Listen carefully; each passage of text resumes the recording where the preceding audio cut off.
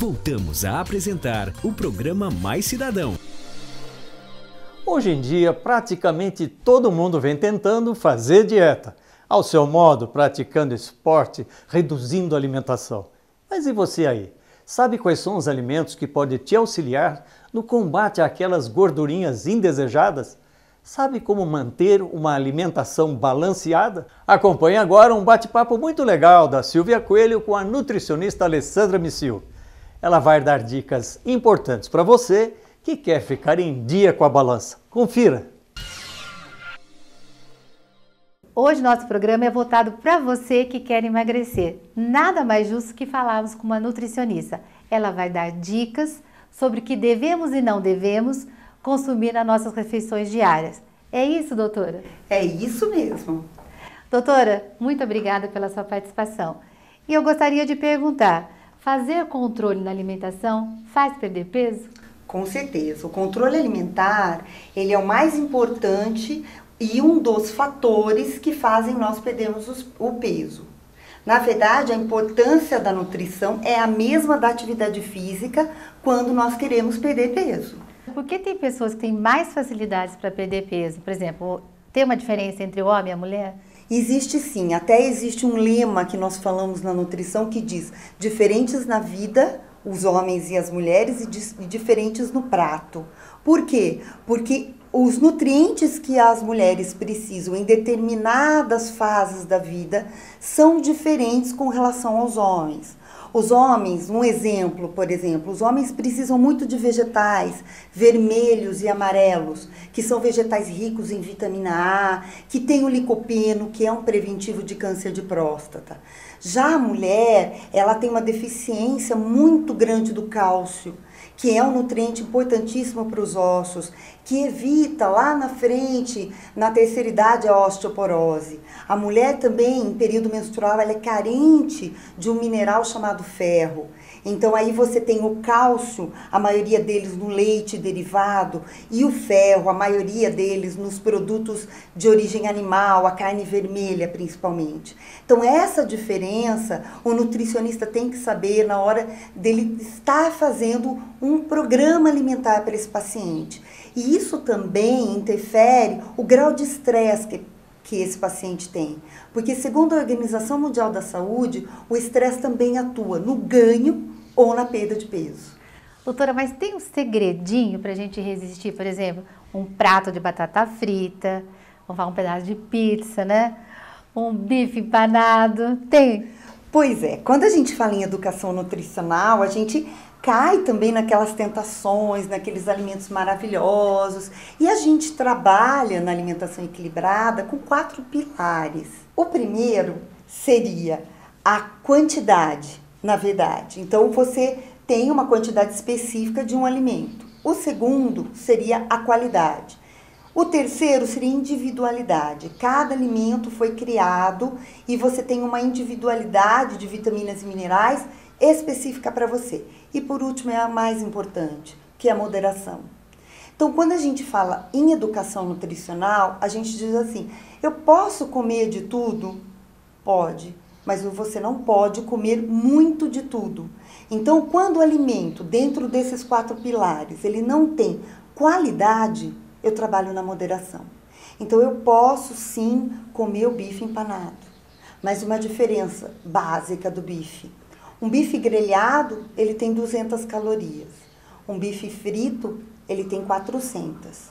Um bife empanado tem 600. Nossa! E um bife à parmegiana tem 900. Então, existe uma diferença muito grande de caloria entre um bife grelhado e um bife à parmegiana, que ele é empanado com queijo e com molho vermelho. Então, aí nós trabalhamos a moderação. Ah, eu posso comer o bife à parmegiana? Posso, mas não todos os dias. Não em todas as semanas. E quando você for comer, como o alimento não tem muita qualidade, ele tem muita gordura, você diminui o tamanho. Bom, gente, nós preparamos aqui uma mesa especial para mostrar para você o que pode e não pode ser consumido nas nossas refeições. Vamos começar? Vamos lá. Vamos começar então pelos que não podem.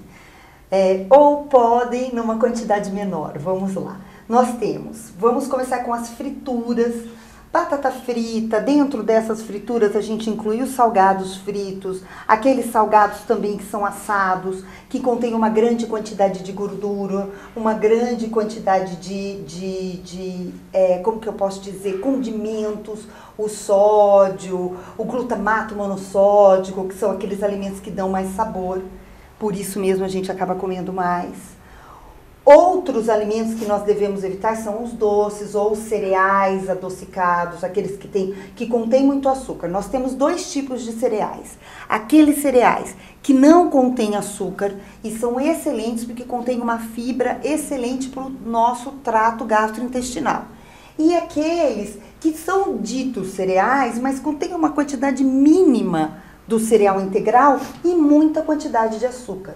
Então, nós devemos evitar um pouco eles, porque eles trazem mais malefício, que seriam as calorias, do que a fibra, do que os outros nutrientes importantes para a gente. Outra coisa que a gente deve evitar são as bolachas recheadas, os doces. Bolacha em si, ela é muito mais calórica, muito mais cheia de gordura do que, por exemplo, um pão. Então, eu prefiro, ao invés de colocar uma bolacha salgada no café da manhã desse paciente, eu prefiro colocar no café da manhã desse paciente um pão integral, um pão light, um pão 7 grãos, um pão de centeio. Por quê? Porque a bolacha, por exemplo, 4 bolachas água e sal contém a mesma caloria do que um pão francês. E concorda comigo que não sacia igual a um pão francês. 4 bolachas não tem esse poder de saciar tão grande. O que nós devemos evitar também? Grandes quantidades de óleo na nossa alimentação. Como é que o nutricionista calcula quanto de óleo eu devo usar por mês? Nós consideramos meio litro de óleo por pessoa por mês em casa. Então, se você usar mais de meio litro de óleo por pessoa, significa que a sua comida está muito cheia de óleo. Não só que você faça muita fritura, mas que também o alimento esteja com muito óleo. Arroz com muito óleo, feijão com muito óleo. Isso é um alerta muito bom, hein, doutora? Porque se tiver 4 pessoas numa casa, quando vai no supermercado, são só 2 litros de óleo. Exatamente. Isso é uma dica maravilhosa. Exatamente. Com relação às carnes, o que a gente mais tem de preocupação são os embutidos, que muitas vezes o embutido hoje no Brasil ele virou nosso jantar. A gente vai na padaria, tem uma fila para o pão e uma fila para os embutidos.